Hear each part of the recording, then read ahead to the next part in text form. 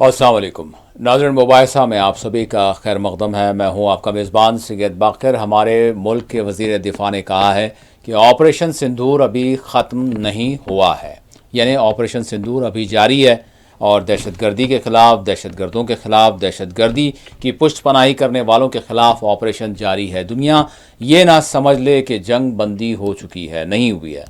Operation सिंदूर जारी व सारी है। बहरहाल इसी दरमियान हम दुनिया को अपने एतमाद में लेने के लिए, दुनिया को इस बात के हवाले से क़ायल करने के लिए, यानी भारत के जो पार्लियामेंटेरियंस है उनके साथ वफूद को दुनिया के मुख्तलिफ़ हिस्सों में, दुनिया के मुख्तलिफ़ ममालिक में रवाना कर रहे हैं ताकि वो भारत के मौक़िफ़ से दुनिया को वाकिफ़ करवाएँ, ताकि वो भारत की यानी जो वो दहशत गर्दी को झेल रहा है एक अरसे दराज से, उस हवाले से दुनिया को वाकिफ़ करवाएँ। तो इसी हवाले से भारत से यानी मरकज़ी सरकार की जानिब से, मोदी हुकूमत की जानिब से 7 जो है डेलीगेशंस मुख्तलिफ़ ममालिक का वो दौरा करने जा रहे हैं और इस दौरे में वो दुनिया को ये बताएंगे कि किस तरह से पाकिस्तान की जानिब से यानी दहशतगर्दी की पुष्टपनाही की जा रही है और भारत में दहशतगर्दाना जो है कार्रवाइयाँ करवाई जा रही हैं और भारत ने किस तरह से सिंदूर ऑपरेशन किया, जिसकी दुनिया में इस वक्त बकौल हमारे वज़ीर दाखिला के, जिन्होंने अभी अभी अपने खिताब में कहा कि इस वक्त दुनिया, सारी दुनिया में भारत की जो दिफाई सलाहियत है उसके चर्चे चल रहे हैं, बहुत चर्चे चल रहे हैं वाक़तन, और उसकी तारीफ़ें की जा रही हैं कि किस तरह से भारत ने यानी पाकिस्तान में घुसकर कार्रवाई की, दहशतगर्दों के ख़िलाफ़ वो कार्रवाई रही। तो बहरहाल दुनिया को ये वाकिफ़ करवाया जाएगा कि ऑपरेशन सिंदूर का क्या मकसद था और किस वजह से वो अब भी जारी व सारी है। इस पर हम बात करेंगे, लेकिन इसके साथ साथ हम ये भी देखेंगे कि मुल्क के अंदर से वो पार्टियां, वो अपोजिशन जो मुसलसल ये कहते रहे हैं कि हम भारत सरकार के साथ हैं, इस हवाले से साथ हैं कि दहशतगर्दी के ख़िलाफ़, पाकिस्तान के ख़िलाफ़ हम पूरी तरह से जो है ठहरे हुए हैं और जो प्रधानमंत्री करना चाहते हैं उनको मुकम्मल तौर पर इस हवाले से उनके साथ हम यकजहती का इज़हार करते हैं कि वो जो चाहें वो करें। लेकिन इसके साथ साथ मुल्क के अंदर जो सवालात खड़े किए जा रहे हैं उन सवालात पर हम बात करेंगे कि ऐसे सवालात आखिर क्यों ये खड़े किए जा रहे हैं जबकि ऑपरेशन सिंदूर अभी ख़त्म नहीं हुआ है। यानी अब मैं बात कर रहा हूँ बिलखुसूस कांग्रेस की, जो बार बार पार्लिमानी इजलास का मुतालबा कर रहे हैं, बार बार कुल जमाती इजलास का मुतालबा कर रहे हैं, बार बार कह रहे हैं कि कुल जमाती इजलास में वज़ीर आज़म गैर हाजिर नहीं रहना चाहिए, वो किसी तरह से भी उसमें मौजूद रहना चाहिए और हम जो सवालात खड़े कर रहे हैं उस पर उनको जवाब देना चाहिए। आखिर ये अपोजिशन को हो क्या गया है, इस पर हम सवाल खड़ा करेंगे और हम बात करेंगे कि अपोजिशन ऐसे नाजुक मरहले में और एक जानिब वो पूरे साथ देने की बात करते हैं, दूसरी जानिब इस तरह के सवालात क्यों खड़ा कर रहे हैं। बार बार सवाल किया जा रहा है कि ट्रंप ने मोदी से पहले जंग बंदी का ऐलान क्यों किया, कैसे किया, ट्रंप को ये किसने इख्तियार दे दिया कि वो कश्मीर के मामले में ये कह रहे हैं कि मैं मसले कश्मीर के हल के लिए यानी काम करूंगा। मसले कश्मीर किस तरह से कहा जा रहा है, कम अज़ कम उनको ये डिफ़ाइन करना चाहिए था जो भारत का मौक़िफ़ है कि कश्मीर का मसले से मुराद ये है, बात ये है कि उस पार वाला कश्मीर यानी पाक मकबूजा वाला कश्मीर। तो बहरहाल ट्रंप के हवाले से बहुत सारे सवालात अपोजिशन खड़ा कर रही है। शिमला मुआहदे के बारे से सवालात किए जा रहे हैं, इस पर भी हम इनके सवालात पर हम सवालात खड़े करेंगे। हम ऐसे नहीं करेंगे, हम इनके सवालात पर सवाल खड़ा करेंगे। और साथ ही साथ ये भी बात की जा रही है कि डोनाल्ड ट्रंप आखिर भारत को समझते क्या हैं। इसी पर आज के प्रोग्राम का उन्वान भी हमने दिया है, ट्रंप ने आखिर भारत को समझा क्या है। भारत को समझा क्या है से मुराद ये है कि ट्रंप ने आखिर मोदी को समझा क्या है, हमारा भी सवाल होगा। और फिर साथ ही साथ ये भी देखेंगे कि वाक़तन ट्रंप की जो पॉलिसी है वो भारत के हित में नज़र आ रही है या भारत के ख़िलाफ़ नज़र आ रही है, चाइना को फ़ायदा पहुंचाने वाली नज़र आ रही है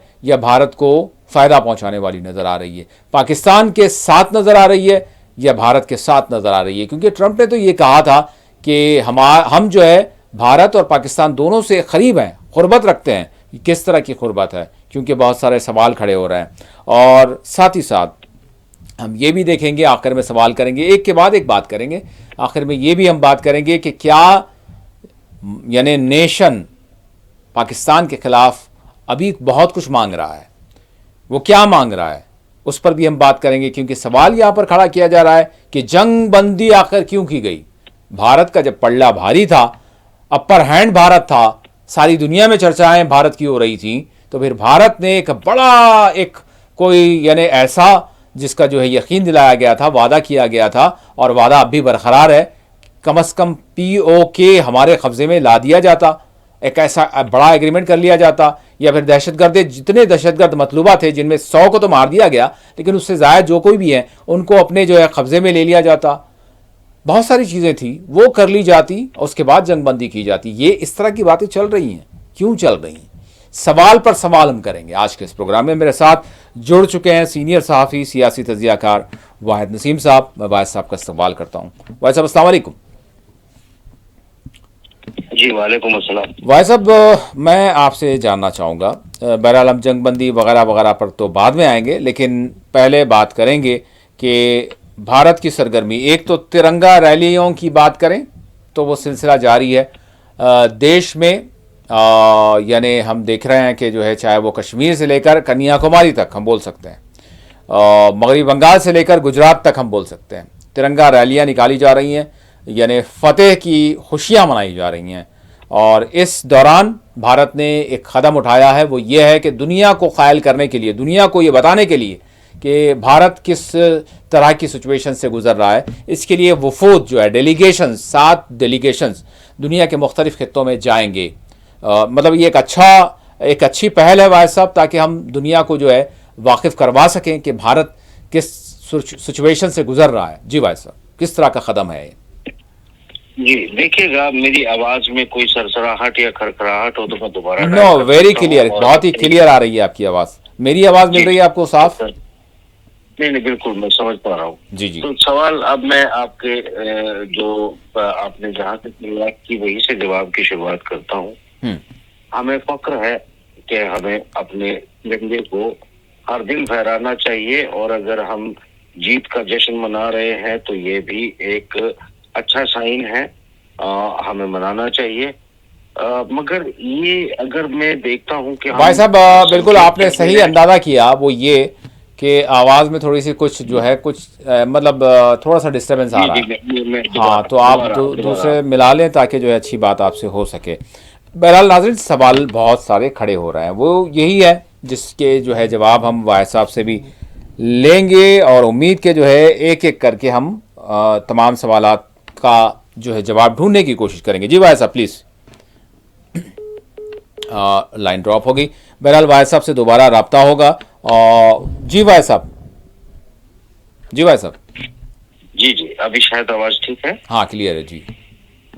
जी जी, तो मैंने ये कहा बकर साहब कि देखिए, तिरंगा हमारी शान है, हमारे देश की शान है। तिरंगा किसी भी देश की शान होता है, और हर भारतीय को हक है कि वो तिरंगा फहराए, और अगर कोई हम इससे पैगाम देना चाहते हैं तो वो पैगाम भी दिया जाना चाहिए जो दिया जा रहा है। एक चीज मैं जरूर कहूंगा कि इसमें थोड़ा सा कंफ्यूजन जरूर क्रिएट हो रहा है, क्योंकि एक तरफ हम ये मान के चल रहे हैं, या देश भी ये मान के चल रहा है कि युद्ध अभी खत्म नहीं हुआ है।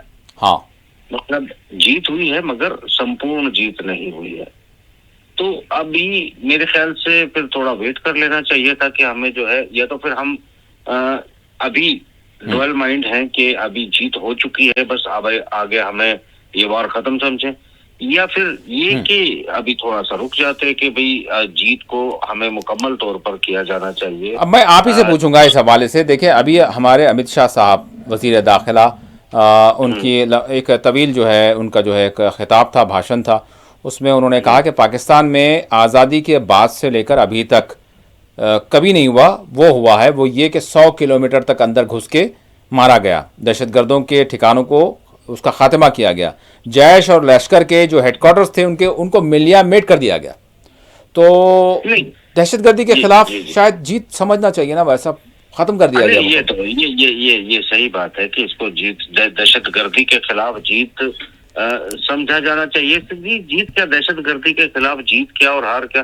बेसिकली देखिए, अगर ये माना जाए कि हमने दहशतगर्दों के ठिकानों को उड़ाया है तो ये हमारी एयरफोर्स की, हमारी आर्मी की, हमारे पूरे उस सिस्टम की जो पीछे बैठकर ऑपरेट कर रहा था, उस सिस्टम की जो हमारे कोalition में था, उस पूरे इलेक्ट्रॉनिक सिस्टम से लेकर सभी का सहयोग है और हम सभी का सम्मान करते हैं और सभी को हम थैंक यू बोलते हैं कि आतंकवाद के ठिकानों पर एक गहरा हमला किया गया।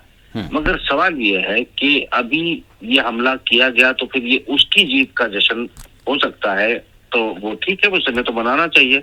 इसका मतलब ये है कि पाकिस्तान पे जीत का जश्न अभी बाकी है और वो जो आतंकवाद के खिलाफ जश्न था वो मना लिया तो गया। आप विक्ट्री दो बोल रहे हैं, आप मतलब जीत अगर बोल रहे हैं तो दो तरह की जीत, मतलब एक नहीं हो रही जीत, मतलब समझ में नहीं आ रही, थोड़ी सी बात क्लियर करें। जब आप क्रिकेट का मैच ग्राउंड में जीत लेते हैं, जब आपकी जीत क्लियर हो जाती है तो तब आप कप लेकर पूरे स्टेडियम के चक्कर लगाते हैं, आप देश का झंडा लेकर पूरे स्टेडियम के चक्कर लगाते हैं, क्योंकि वो मुकम्मल विक्ट्री आपकी घोषित हो चुकी होती है और अब वो दोनों टीम इस बात पर सहमत हो चुकी होती है कि अब जीत और हार के लिए जो है कोई दूसरे मेरे ख्याल से जो है मैच की जरूरत अब हमें नहीं रही है। तो मेरा कहने का मतलब है कि इससे मैं कोई ऐतराज नहीं कर रहा हूँ, मैं ये कह रहा हूँ कि इससे दो पैगाम जाते हैं। तो दो पैगाम ये जाते हैं कि क्या ये जो हमारी स्ट्राइक थी, ऑपरेशन था, ऑपरेशन सिंदूर था, वो समाप्त हो गया।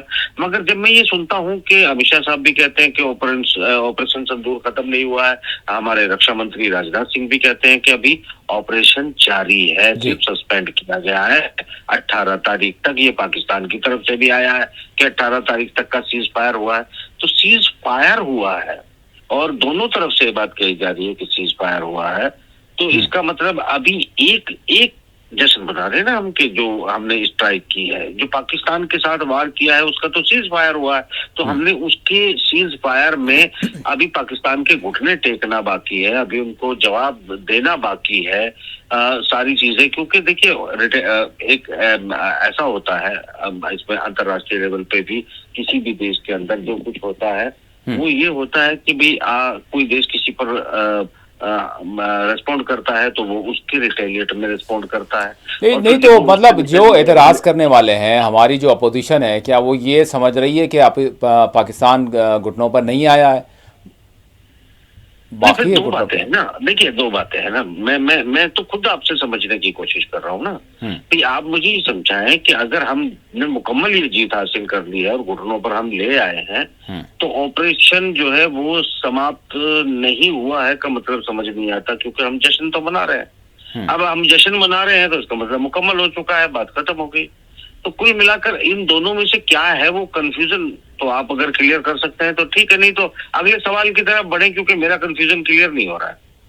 आपका कंफ्यूजन क्लियर नहीं हो सकता है प्रधानमंत्री किसी और अपने भाषण में, खिताब में जो है इस हवाले से इसको क्लियर कर देंगे। वैसे बहुत सारे सवालात के जवाब उन्होंने दे दिए हैं, तो इसका भी जवाब हो सकता है कि वो दे देंगे। ठीक है भाई साहब, कन्फ्यूजन इसको रहने देंगे, क्योंकि प्रधानमंत्री इस हवाले से बता सकते हैं, या फिर वज़ीर दिफा नहीं, प्रधानमंत्री की बात की जा रही है, क्योंकि अपोजिशन भी वही कह रहा है कि प्रधानमंत्री को इस हवाले से सारी चीज़ें कहनी चाहिए।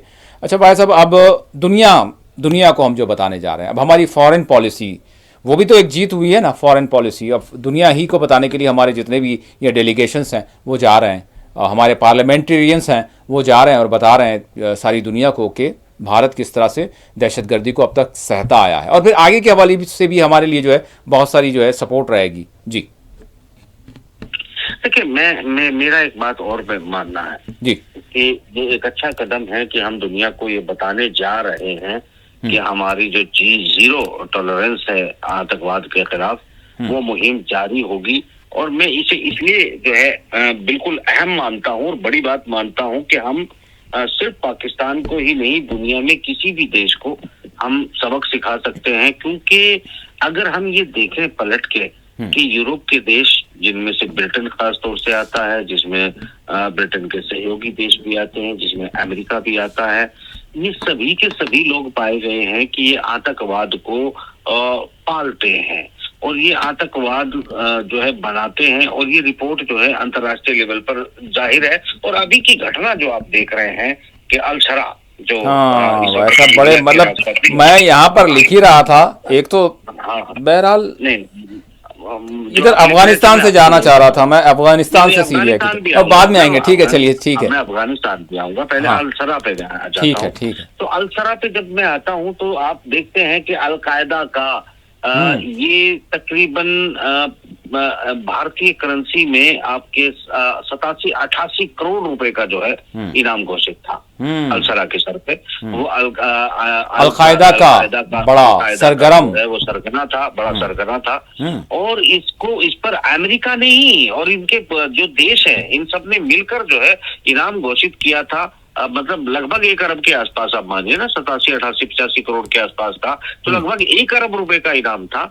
अचानक जो है उनकी नीति बदल जाती है और उन्हें आतंकवाद से बड़ा प्यार हो जाता है। फिर वो सीरिया का राष्ट्रपति बना दिया जाता है, ट्रंप उनसे गले मिलते हैं, तारीफ करते हैं, पाबंदियां हटा देते हैं। बड़ा हैंडसम है और पाबंदी हटा देते हैं। और ये सारी चीजें जो है आप देखते हैं कि मतलब अब हम जो है क्या अमेरिका को या उसके लोगों को ये बताने जा रहे हैं कि जो है ये जीरो टॉलरेंस जो है वो अमेरिका हमारी है, अमेरिका की नहीं है तो कोई बात नहीं है। अगर अमेरिका इसी तरह की पाकिस्तान के अंदर भी अगर प्रॉक्सी पालकर हमारी तरफ भेजेगा तो फिर हम अमेरिका को भी जवाब देंगे। तो ये तो अच्छा कदम है, मैं तो इसका स्वागत करता हूँ। क्योंकि जो हम एक्ट देख रहे हैं वो एक्ट तो बड़ा खतरनाक है ना, एक्ट जो हमें दिखाई दे रहा है। अब उसके भी आगे आ जाते हैं एक्ट के तौर पर। ये जो तालिबान है, जब दुनिया में किसी को आतंकवादी कहा जाता था तो आतंकवादी का मतलब होता था तालिबान। मतलब तालिबान वैसे तो एक अरबी लफ्ज है जिसका मायने होते हैं स्टूडेंट्स जी। तालिबे इल्म मतलब स्टूडेंट और तालिबान मतलब मल्टी, इसको जो है इसकी थर्ड फॉर्म हो जाता है स्टूडेंट्स। तो स्टूडेंट्स के बजाय जब चूंकि ये अरबी का नाम था तो इस अरबी नाम का मायने बना लिया गया था आतंकवादी। तो ये जो आतंकवादी शब्द जो है बना लिया था, तालिबान मतलब आतंकवादी। भारत में भी आपने देखा होगा, पार्लियामेंट में भी किसी को अगर आतंकवादी तालिबानी तालिबान बैठ जा, तालिबान बैठ जा, तालिबान बैठ जा, ऐसे बोला जाता। और मीडिया तो हमारी आज भी बोलती है तालिबानी तालिबानी, ऐसे कहा जाता था।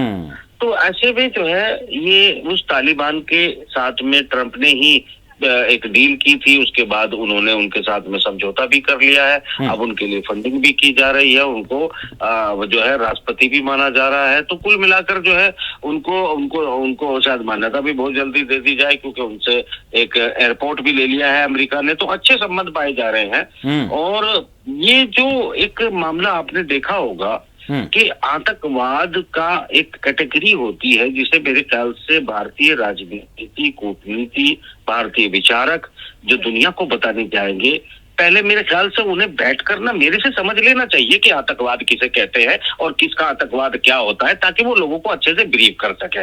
मुझे लगता नहीं कि इनमें इतनी अकल होगी कि लोगों को जाके बता पाएंगे, क्योंकि ये जो सवाल मैं उठा रहा हूँ ना, ये सवाल समझने की भी इनकी औकात है क्या, क्योंकि ये समझ लेंगे कि मैं क्या कह रहा हूँ। सवाल ये उठता है कि अगर तालिबान आज जो है वो सर्वोपरि मतलब भाई साहब थोड़ा सा प्लीज अहमद शरा, जो बिल्कुल सही बात है, बिल्कुल आपकी बात गलत नहीं है, इससे कोई दो राय नहीं है। खुद अमेरिका ने जो है उसके सर पर जो है इनाम रखा था और फिर साथ ही साथ उसको जो है आज बाज़ाब्ता तौर पर जो है ऑथोराइज कर दिया गया है और बाज़ाब्ता तौर पर वो सारी चीजें बुला दी गई हैं, तारीफ की गई है डोनाल्ड ट्रंप की जानिब से, पाबंदियां हटा दी गई हैं। अब हमारे वजीर खारजा ने भी तालिबान से बात की, तो कुछ सोच समझकर बहुत ही गहरी देश हित में बात होगी ना भाई साहब, क्यों हम इस तरह की बात करें जी?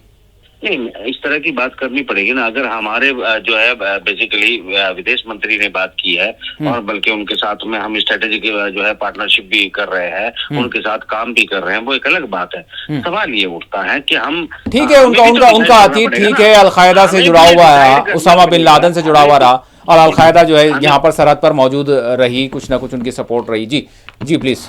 देखिए बात क्या है, हमें भी ये डिसाइड करना पड़ेगा कि क्या ट्रंप की इतनी वाहियात बातों के बाद भी हमें सिर्फ अमेरिका के साथ ही व्यापार करना है, और अमेरिका जिसको आतंकवादी मानेगा हम भी उसी को आतंकवादी मानेंगे, और अमेरिका जिसको आतंकवादी नहीं मानेगा हम भी उसको आतंकवादी नहीं मानेंगे। अगर ये पॉलिसी है तो बहुत अच्छी है, फिर सब कुछ जगह जाना चाहिए। अगर कल अमेरिका जिस तरह अलसरा को या तालिबान को जिस तरीके से अब अपने सर पर बिठाने की तैयारी कर चुका है, बल्कि अलसरा को तो बिठा चुका है, तो ऐसी सूरत हाल में अगर कल वो जो है हिजबुल्लाह को या फिर जो है वो माफ करना हिजबुल्लाह का नाम ले रहा हूँ, ये जो अब यहाँ पर वो लश्कर तैयबा है और जी जैश है और दीगर हैं। हाँ, जो वो सारे को अगर उसके हित जो है पाकिस्तान के साथ मिलकर, और जिस तरह चाइना के साथ वो घुटने टेक चुका है अमेरिका, उस तरह की बातें, घुटने मतलब व्यापार में टेक चुका है, अगर उसके हित सदते हैं तो क्या वो कल को इनको भी इसी तरह मान्यता दे देगा? जिस तरह मतलब जो है वो अलसरा के साथ में हाथ मिलाकर कह रहा बड़ा हैंडसम लड़का है, बड़ा हैंडसम हम राष्ट्रपति है, तो वो हैंडसम जिस पर 1 अरब रुपए का इनाम रखा था अलकायदा का आतंकवादी, आज वो गले मिलाकर उनके लिए एक हैंडसम लड़का हो गया है, वो शादीवादी का प्रपोजल लेकर ना पहुंच जाए अमेरिकी उसके पास में। तो सवाल ये उठता है कि हमें ये डिसाइड करना चाहिए कि दुनिया आतंकवादी किसे कहती है, हमारे लिए क्या आतंकवादी है। हमें, मेरे ख्याल से दुनिया में एक बहुत अजीब सा फंडा अपनाया गया है कि कोई भी दुनिया का आदमी आतंकवाद को टॉलरेंस नहीं करेगा, 0 टॉलरेंस रहेगी, और हर किसी के आतंकवादी मौजूद है, हर कोई अपने आतंकवादी बना के घूम रहा है कि ये मेरा फ्रीडम फाइटर है, तेरा आतंकवादी है, तेरा आतंकवादी मेरा फ्रीडम फाइटर है। तो ये जो बदमाशियां चल रही है ना इस दुनिया में के अंदर, इसे पहले क्लियर करना चाहिए कि आतंकवाद हमें किसे मान रहे, यानी पाकिस्तान से हमारे कश्मीर में या भारत के अंदर कोई भी आकर आतंकवादी करता है तो मेरे ख्याल से वो आतंकवादी होना चाहिए।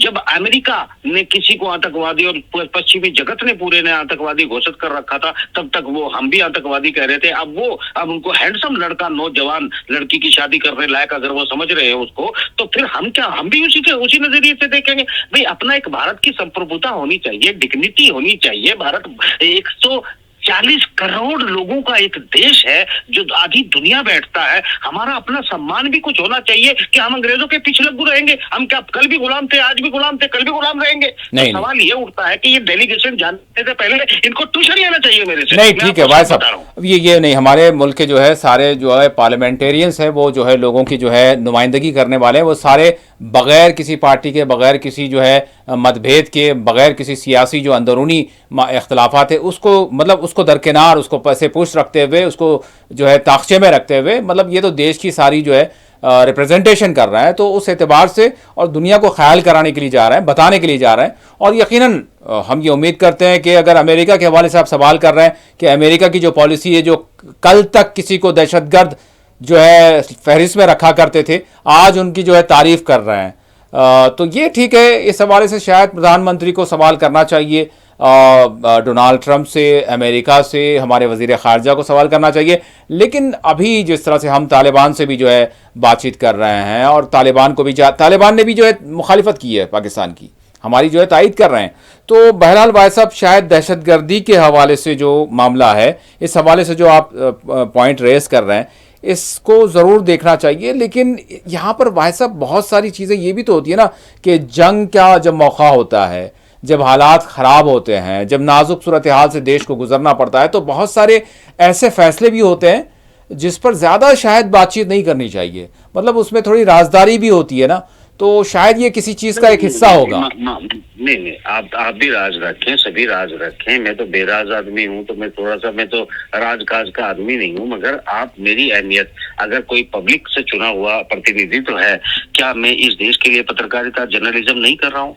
क्या मैं जब पाकिस्तान के खिलाफ जो है और उनकी फौज के खिलाफ और उनकी एजेंसियों के खिलाफ जो है खुलेआम जो मैं अपने प्रोग्राम करता हूँ, और वो मेरे प्रोग्रामों को जो है अपने यहाँ पर वायरल करते हैं, मेरे चैनल को वहां पर ब्लॉक करते हैं, क्या मेरी जान खतरे में नहीं होती है? ये तो पार्लियामेंट में बैठ के जो है मजे उड़ाते हैं। मैं तो एक तरह से तमाम भारत के दुश्मनों के निशाने पर रहता हूँ। क्या मेरी खिदमत को आप कम कैसे आंक सकते हैं इन लोगों से? क्या मुझे कैसे कम आप कह सकते हैं कि मैं इन लोगों से कोई 1% कम हूँ? कि मैं तो दुश्मनों की गोलियों के सामने खड़ा हुआ हूँ? आप कैसे मुझे कम आंक सकते हैं? मगर ये सवाल तो मुझे करने का अधिकार है ना, क्योंकि मैं क्या इस देश की जनता की जो है तर्जमानी नहीं करता हूँ? क्या मैं इस देश की जनता की आवाज बनकर नहीं मैं बोलता हूँ? आप मुझे कैसे आग सकते हैं? वो तो एक जिले की बात करते हैं, एक जिले की क्या एक कॉन्स्टिट्यूएंसी की बात करते हैं। मैं तो पूरे भारत, संपूर्ण हिंदुस्तान की बात करता हूँ और संपूर्ण हिंदुस्तान के साथ लड़ता हूँ। ठीक है भाई साहब, अब हैसियत आप मेरे बराबर ना कह सकते हैं साहब? ठीक है, हम दहशतगर्दी की हम बात कर रहे हैं, हम दहशतगर्दी की बात कर रहे हैं। क्या आप इस बात से इनकार कर सकते हैं कि दहशतगर्दी से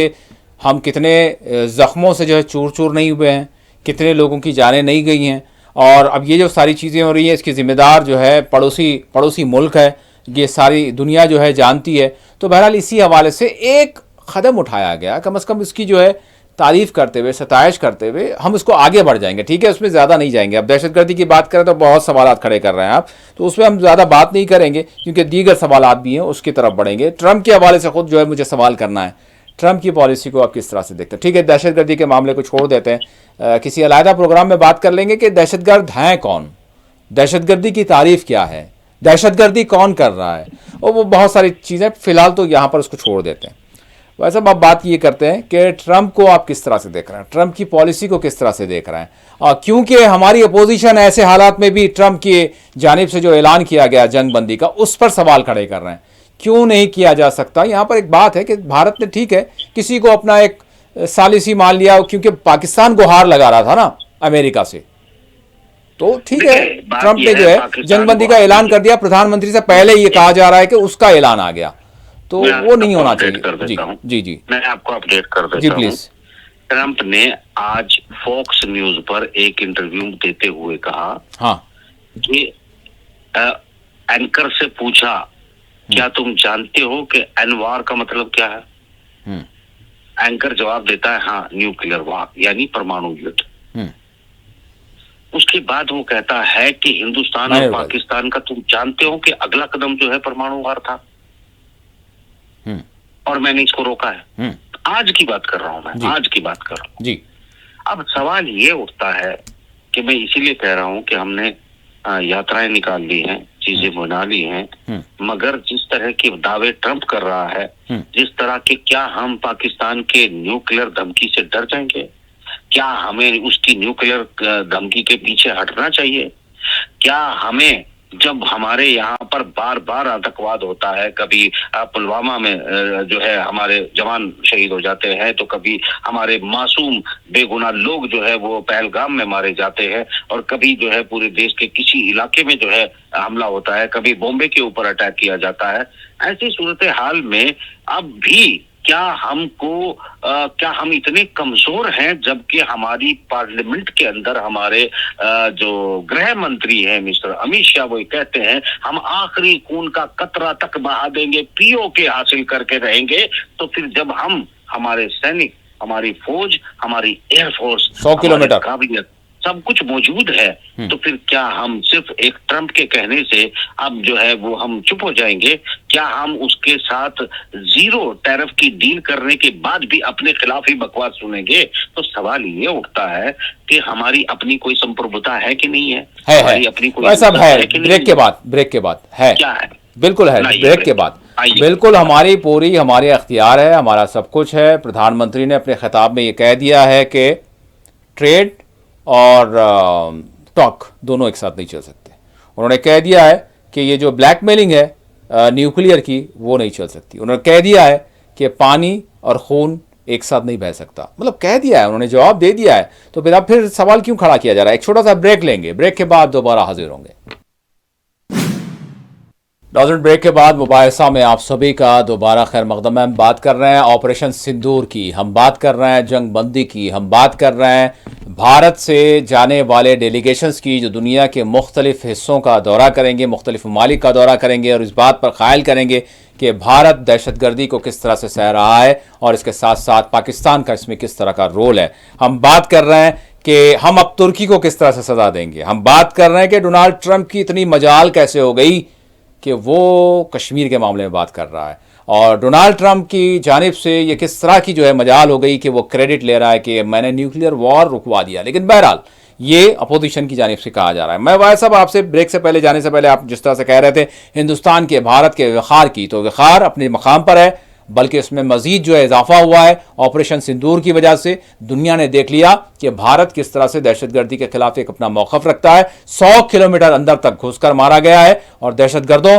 के जो है ठिकानों को निस्तो नाबूद किया गया है। 100 ही दहशतगर्दों को मारा गया है। और बहरहाल अब हम दहशतगर्दी के हवाले से दुनिया को यह ख्याल करने के लिए निकल रहे हैं, दुनिया को ख्याल करेंगे। दुनिया ये जो है जान लेगी कि भारत का मौक़िफ़ क्या है। और फिर ऑपरेशन सिंदूर जो है ख़त्म नहीं हुआ है, हम जश्न भी मना रहे हैं। भाई साहब, अब मेरा सवाल यहाँ पर यह है कि आप ये कह रहे हैं ट्रंप को इस तरह से देखें ना, ये अपोजिशन वाले भी बार बार कोई दिन ऐसा नहीं जा रहा, हम अपनी बुलेटिन में भी जो है वो जो उनकी प्रेस कॉन्फ्रेंस आ रही है, सवाल उठा रहे हैं कि जंगबंदी क्यों की, जंगबंदी क्यों की, डोनाल्ड ट्रंप का बयान पहले क्यों आ गया।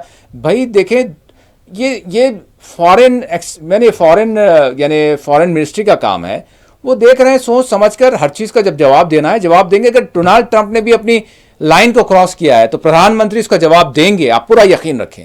प्रधानमंत्री अपने बयान में, अपने खिताब में जरूर ट्रंप को भी लताड़ कर रहेंगे।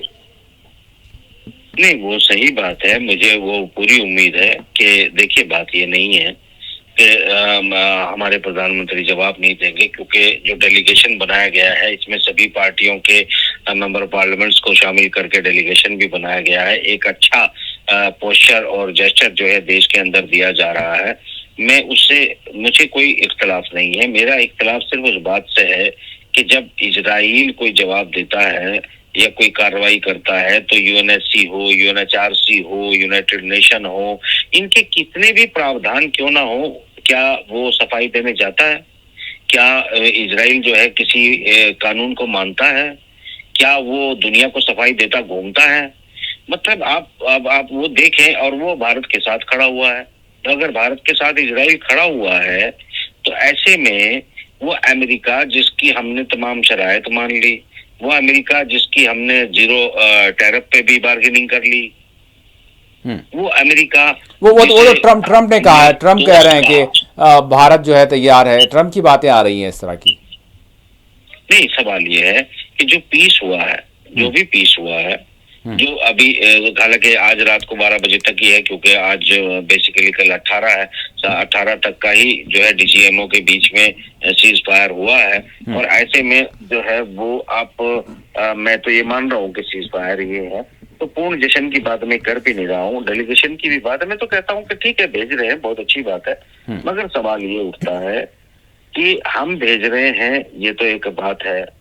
अगर दुनिया की तरफ से हमारे समर्थन में लोग आते, क्योंकि हम टेररिज्म के खिलाफ लड़ रहे हैं, तो वही जो टेररिज्म के नाम पर पूरी दुनिया इकट्ठा होकर किसी भी देश पर हमला करती है, कभी अफगानिस्तान पे करती है, कभी इराक पे करती है, कभी सीरिया पे करती है, कभी यमन पे करती है, कभी लीबिया पे करती है, कभी सूडान में करती है, कभी जो है नाइजर में करती है, कभी जो है नाइजीरिया में करती है, कभी आपकी जो है साउथ अफ्रीका में करती है। अरे पूरी दुनिया में जाकर जो है एक टीम बनती है और वो बाकायदा जो है उस पर हमले किए जाते हैं। जब हमारे ऊपर टेररिस्ट का अटैक होता है तो दुनिया हमारे साथ क्यों नहीं आती है ये हमला करने के लिए पाकिस्तान पे? हमारी डिप्लोमेसी में कहाँ चूक है? हमारे लोगों को कितनी अकल है, या कितनी हम में ताकत है, या कितनी हमारी संप्रभुता है कि हम लोगों के घरों में जाकर बताने के लिए जा रहे हैं, जबकि लोग दूसरों के घरों में इकट्ठे होकर हमला करते हैं? ये फर्क हमारे अंदर क्यों है? क्या हम इसी लायक हैं या हमें इससे बेहतर होना चाहिए? इसका जवाब आप दे, प्रधानमंत्री दे, या फिर वो आदमी दे जिसे मेरी बात बुरी लगे। भाई साहब, भारत एक बहुत बड़ा देश है, इसको ज़रूरत नहीं है दुनिया, मतलब बोलने की बात ये कि ठीक है उनका एतमाद लेंगे, लेकिन दुनिया की उतनी भी ज़रूरत नहीं है। वो खुद से अपने से कार्रवाई कर सकता है। मतलब पाकिस्तान इतना बड़ा मुल्क नहीं है कि भारत को जो है दुनिया की जो है कोई फौजी मदद की ज़रूरत पड़ेगी। भारत इतना तो सक्षम है। ऐसे 100 पाकिस्तान भी होंगे तो वो सजा देगा। जी, फिर आपको बाहर की फिर लोगों को सफाई देने जाने की क्या जरूरत है? फिर लोगों को कन्विंस करने की आपको क्या जरूरत है? तो लोगों के लिए ये जो है जो आप करने जा रहे हैं डेलीगेशन, या यूनाइटेड नेशन में, या यूएनएससी में, या यूएनएचआरसी में, या यूएनएससी के मेंबर देशों में, आप क्यों जा रहे हैं? आपको जब जरूरत ही नहीं है किसी चीज की, तो आप ये स्ट्रगल भी आप क्यों कर रहे हैं? नहीं, अगर ये अंदरूनी कर रहे हैं तो ठीक है, आप देश के अंदर भेजिए, आप जो है सभी लोगों को इकट्ठा करिए, सभी का जो है स्टेक उसमें डालिए, अपनी डेमोक्रेसी को मजबूत करिए, अपने देश को इकट्ठा करके अपना एक जेस्चर दीजिए कि पूरी दुनिया में हमारा झंडा हमारे दम पर बुलंद होगा। ये अज़्म आप दिखाइए। अज़्म है। घुटनों के बल क्यों निकल पड़े?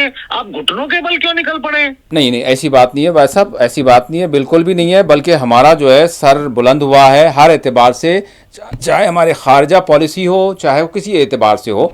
हमने जो है अपने ख़त को मज़ीद बुलंद किया है।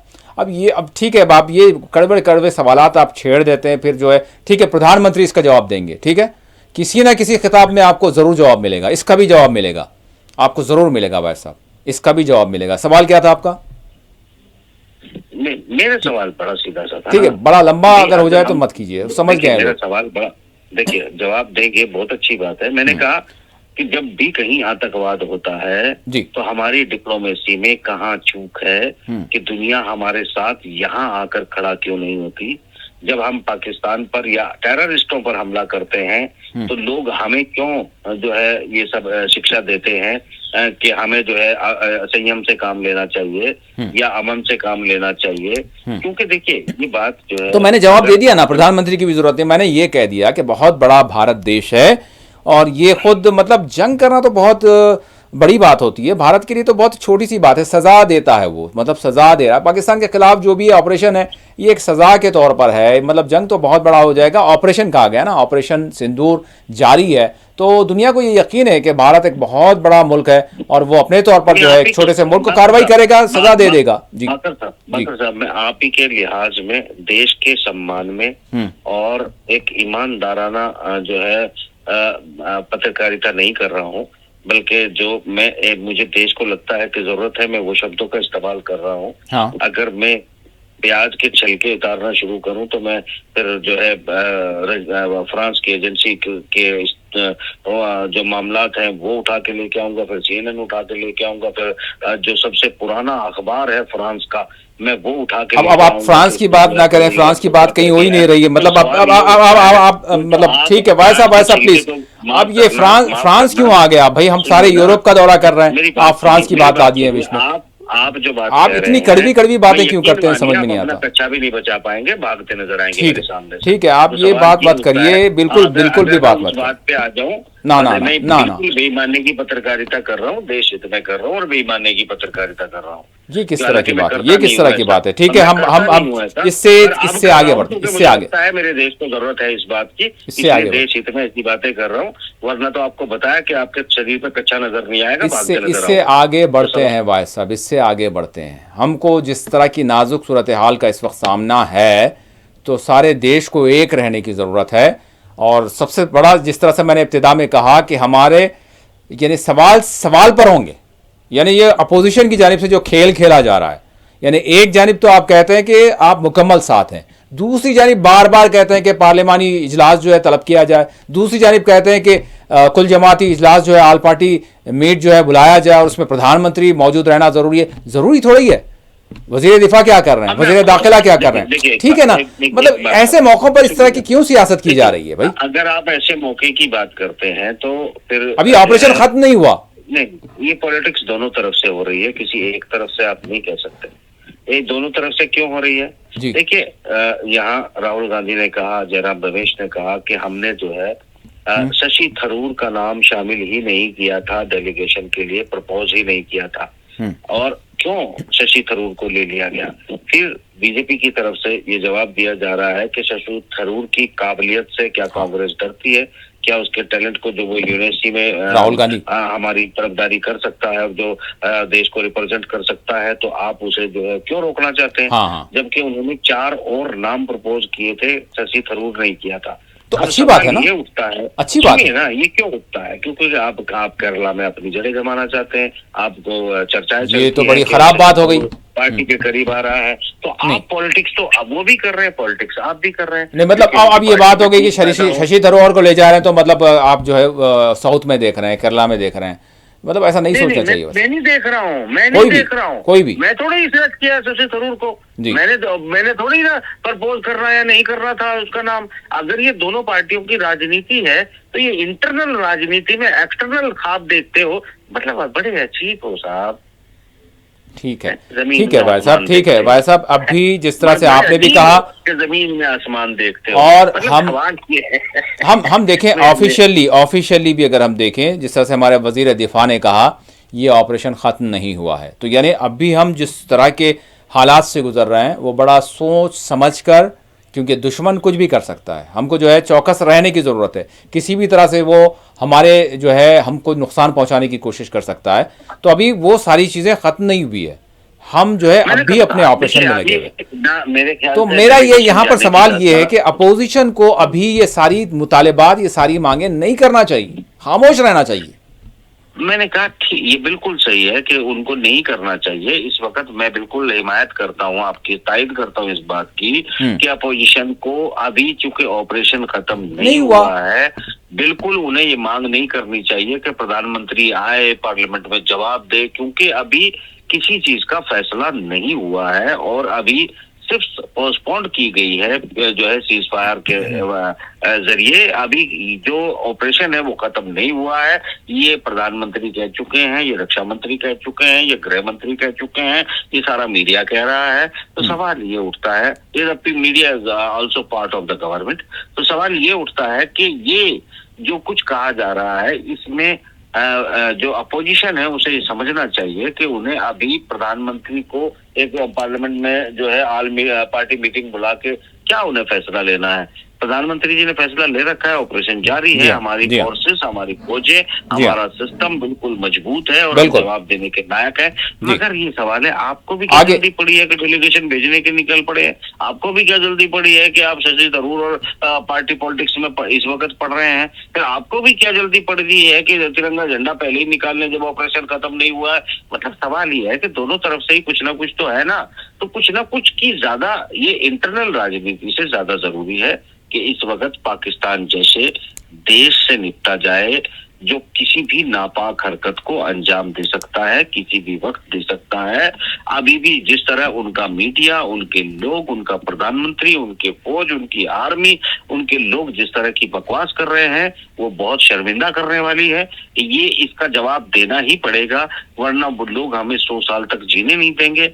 सवाल बाकर साहब बड़ा टेढ़ा है, इतना आसान नहीं है कि इसको जो है हवा में उड़ा दिया जाए। या अगर कोई इसे इस वक्त, चाहे वो कांग्रेस आल पार्टी मीटिंग बुला के प्रधानमंत्री को सवाल जवाब में फंसाना चाहती हो, या फिर खुद प्रधानमंत्री इसको लब्बो लबाब के जरिए या फिर दाएं बाएं करते हुए पैरों में गुठली लगाने की कोशिश करें, दोनों हरकतें गलत है। देश सबसे बड़ा है, नेता आते जाते रहते हैं, पार्टियां बनती बिगड़ती रहती हैं। देश, पूरा देश, एक एक बच्चा जो कल पैदा होने वाला वो भी उसका भी देश है, जो पैदा हो चुका है उसका भी देश है, और जिनकी राख इस जमीन में है उनका भी देश है, और जिनकी कब्रों में लाशें दफन है उनका भी ये देश है। तो देश किसी एक के बाप की जागीर नहीं है, ये देश 140 करोड़ लोग, उनके आबाओ अजदाद और उनके आने वाली औलाद का है। ये एक सिस्टम आपका होना चाहिए, ये आपका नजरिया होना चाहिए। इस नजरिए के साथ एक मजबूत भारत आपको बनाने की बात सोचनी चाहिए। अगर एक राजनीति करेगा और एक पे मैं पर्दा डालूं और दूसरे का जो है कच्छा नहीं उतारूं, तो ये मेरे से नहीं हो पाएगा। आप जैसे बोल रहे हैं वैसे ही है, वैसे ही है। भारत की सारी जितनी भी जो है बुनियादें हैं, आपने जितनी बातें कही हैं उसी पर वो आधारित है, उसी पर जो है वो उसका इन्हिसार है। अब मैं आगे बढ़ता हूं क्योंकि हमने जिस तरह से तय किया, अब एक बात ज़रूर है, वो ये है कि इस जंग के मौके पर या हमने जो ऑपरेशन किया उस मौके पर हमने देखा कि दोस्त हमारा कौन हो सकता है, दुश्मन हमारा कौन हो सकता है। अब यहाँ पर मैं आपसे जानना चाहूँगा कि तुर्की को भारत किस तरह की सज़ा देने जा रहा है, एक चीज़। दूसरी चीज़, डोनाल्ड ट्रंप ने ठीक है कश्मीर की बात कर दी, जंगबंदी का क्रेडिट लेने की कोशिश कर ली विश्वगुरु के होने के बावजूद, लेकिन साथ ही साथ जो हमारी इकोनॉमी है उस हवाले से ये बात कहकर क्या मतलब ट्रंप ये सोच रहे हैं कि भारत तो बहुत बड़ी मतलब जीडीपी वाला मुल्क है, इसको कोई ज़रूरत नहीं है, बहुत कुछ इसके पास पहले ही से है, अब एप्पल की क्या ज़रूरत है? ऐसा कुछ कॉन्टेक्स्ट होगा या फिर क्या होगा? एक चीज़ ये हो गई, ज़रूर ये सवाल बनता है। हाँ, अगर अपोजिशन सवाल उठाती है तो हम भी ज़रूर जो है इस पर जो है बात करेंगे कि ऐसा क्यों डोनाल्ड ट्रंप ने कहा होगा कि एप्पल के सीईओ से कि आप भारत ना जाएं, भारत खुद अपना देख लेगा, क्यों कहा होगा? एक चीज़ ये हो गई। दूसरी चीज़ ये हो गई कि तुर्की को सज़ा किस तरह की भारत देने जा रहा है। जी, दोनों बातों को मैं बहुत ही सदे हुए लफ्जों में जवाब देने की कोशिश करूंगा, जो कि पार्ट ऑफ द मीडिया बाजी से अलग होगा। जी जरूर। तो देखिए, अब मैं आपको एक सिंसियरली जवाब देना चाहूंगा कि हमें कूटनीति में हमने बहुत बार 10-12 सालों में प्रोग्राम किए और मैंने कहा कि दुनिया के अंदर कभी भी ना परमानेंट कोई किसी का दोस्त होता है, ना ही कोई किसी का दुश्मन होता है। जियो पॉलिटिक्स और विदेश नीति में अपने अपने हित देखे जाते हैं। हम अपने अपने हित देखें, अगर हम अपनी अपनी जात देखते हैं तो ये हम मेरे ख्याल से अमेच्योरिटी दिखाते हैं और ये हमारी अनभिज्ञता का एक्सट्रीम लेवल है। तो ये क्यों है अनभिज्ञता का एक्सट्रीम लेवल, और कैसे हम सटीक कूटनीति बना सकते हैं। हम अभी आर्मीनिया को मिसाइल देने जा रहे हैं, ब्रह्मोस या आकाश। वो लड़ेगा किसके खिलाफ? अजरबैजान के खिलाफ। अजरबैजान की और आर्मीनिया की लड़ाई है, हम अपने हथियार देंगे आर्मीनिया को। दूसरी तरफ हम इजराइल से हथियार ले रहे हैं, इजराइल हमें हथियार दे रहा है किसके खिलाफ? पाकिस्तान के खिलाफ। पाकिस्तान जो है किसको जाके सपोर्ट कर रहा है? अजरबैजान को। और तुर्की किसको सपोर्ट कर रहा है? अजरबैजान को। मगर इजराइल किसको सपोर्ट कर रहा है? अजरबैजान को। यानी जो इजराइल पाकिस्तान के खिलाफ हमारे साथ यहाँ खड़ा है, वो इजराइल हम जिसके साथ खड़े हैं आर्मीनिया में, वो उसके खिलाफ खड़ा है। ये बहुत कुछ झोल झाल होता है। ये बेसिकली, माफ करना, मैं मजाक नहीं कर रहा हूँ, बिल्कुल इन सब लोगों को मेरे आश्रम पे आना चाहिए और मेरे बाबा के आश्रम पे आए। इनको सिखाता हूँ कूटनीति किसे कहते हैं, एजुकेशन किसे कहते हैं, और विदेश नीति में कैसे काम किया जाता है। इनको आके पढ़ाई करनी चाहिए, सीखना चाहिए। ये जो दुश्मन का दुश्मन दोस्त वाली कहानी है ना, ये मोहल्ले में चलती है, ये इलाकों में चलती है, ये जातियों में चलती है, ये इंटरनेशनल कूटनीति में नहीं चलती है। कि वही रशिया जो हमारा सबसे बड़ा पार्टनर है, वही रशिया सबसे बड़ा बायर और सेलर किसके साथ है? चाइना के साथ है। चाइना का और हमारा क्या है? हम उनके साथ व्यापार में तो बहुत बड़े हैं, मगर हम जाहिरी तौर पर ये भी कहते हैं कि हमारी सबसे बड़ी दुश्मनी अगर किसी के साथ है तो चाइना के साथ है। तो ये पूरी दुनिया आपस में उलझी पड़ी है। दुश्मन का दुश्मन दोस्त हो जाए, ये ऐसी अक्लमंदी है जिसका कोई ठिकाना नहीं है। मैं कहता हूं कि कूटनीति की नर्सरी का दूध मुहा बच्चा जिसके मुंह में निप्पल हो, वो ऐसी बातें करता है। सवाल यह है कि अगर कोई 4 कदम भी चला हो, 2 जमात भी पास की हो कूटनीति की, वो ऐसी अहमकाना बेवकूफाना बात नहीं करता है। सवाल ये उठता है कि सवाल करने की तमीज तो पैदा करो। सवाल करने की तमीज भी जो है, आप कूटनीति में जो है किसको क्या बात करने वाले हो, ये अगर पूरे जाल को आप समझोगे तो आप हिल के रह जाओगे। सवाल ये उठता है कि वही तुर्की जो एक तरफ मुसलमान होने के नाते नौटंकी करके दिखाता है कि मैं पाकिस्तान के साथ खड़ा हूँ, उसको हथियार देने वाला हूँ, क्योंकि ये अजरबैजान में गया था, उसी की पड़ोस में जिसका नाम आया सोफिया को आजाद कराने के बाद तुर्की कहता था वक्त आ गया है मस्जिद अक्सा आजाद कराने का, वो उसी इजराइल को हथियार देता है, उसको राशन देता है, उसकी जगह पे जाती है चीजें। वही जो सऊदी अरब है, वो सऊदी अरब जो दिखाई देता है पूरी दुनिया के मुसलमानों को कि ये हमारा रहबर है, मानते हैं दिल से, उसके खिलाफ एक शब्द नहीं सुन सकते, वही प्लान कर रहा है कि गाजा को खाली करवा के ट्रंप के जरिए जो है फंडिंग करवा के उन्हें किसी तरह लीबिया और कुछ को जॉर्डन में और कुछ को जो है सनाई के सहरा में शिफ्ट करवा दिया जाए, और वहां पर एक बेहतरीन जो है अंतरराष्ट्रीय पोर्ट बना के यूरोप के साथ एक मेडिटेरेनियन सी में कनेक्टिविटी बना दी जाए। जो कॉरिडोर निकलेगा, उस कॉरिडोर में तेल और व्यापार और बाजार बहुत अच्छा होगा, इन्हें भी अकोमोडेट कर दिया जाए। सवाल ये उठता है, धर्म, जाति, इमोशन, दोस्ती, ये एक अंतरराष्ट्रीय बाजार में ऐसी बकवास है जिसका कोई मतलब नहीं। अगर कोई कहता है ये मेरा दोस्त है, वो मेरा दुश्मन है और मेरा फ्रेंड है, तो मुझे लगता है कि वो एक दुध मुंहे बच्चे से भी ज्यादा छोटा आदमी है जिसे कूटनीति के बारे में जीरो नॉलेज है। और अगर ऐसे लोग जो है कहीं पर होंगे तो निश्चित रूप से वो उनको कोई उनके पास उनको जलील होंगे आगे जाने तो भाई साहब आप क्या बोल रहे हैं? पता ही नहीं है कि किसे कहते हैं कूटनीति, किसे कहते हैं राजनीति, किसे कहते हैं विदेश नीति, कैसे चलाए जाते हैं देश, कैसे संभाले जाती है संप्रभुता, कैसे जो है छोटे छोटे देश भी बड़ी बड़ी ताकत बन के बैठ जाते हैं। कोई 4 करोड़ का है, कोई 6 करोड़ का है, और वो दुनिया में सुपर पावर कहलाते हैं। सवाल ये उठता है कि आप मुझे बार बार 140 करोड़ गिनाते हैं, अगर आप खड़े कहाँ हैं? क्यों दुनिया को आप क्या कह रहे हैं कि आप देखें भाई साहब, आप क्या कह रहे हैं, मतलब इस कूटनीति के तहत, इस गहराई के तहत क्या भारत जो है आलम अरब से भी ताल्लुकात तोड़ ले, क्योंकि सबके पाकिस्तान से बेहतरीन ताल्लुकात है? क्या जो है यूरोप के कई ममालिक से अपने जो है सफरा को बुला ले? मैं सहराओं में क्यों आ गया हूँ? मैं जंगलों में पहाड़ी में आके क्यों बैठ गया हूँ? मैंने तुर्की के हवाले से सवाल किया था, सिंपल सवाल था, तुर्की के हवाले से सिंपल सवाल था। मेरी कूटनीति की बात कर रहे हैं आप, ऐसे लोगों के लिए मेरे से सवाल पूछ रहे हैं, ऐसी बातों पे बात कर रहे हैं। सवाल तुर्की पे था, तुर्की पे सवाल था। इंसान मानता तो मैं जंगल में आके बैठने के लिए तैयार क्यों होता? मैं भी जाकर जो है किसी चीज में इन्वॉल्व होता ना। नहीं, इतनी गहराई की बात ना करें ना, ठीक है, इतनी गहराई की बात ना करें, लोग नहीं समझते। लोग जितना समझते हैं उतनी बात मतलब हमारे पास चलती है हमारे देश में, और वैसी ही बात की जाए ना। माफ करना, जो आज चल रहा है है, पिछले 10 साल से इस देश को समझाता आया था।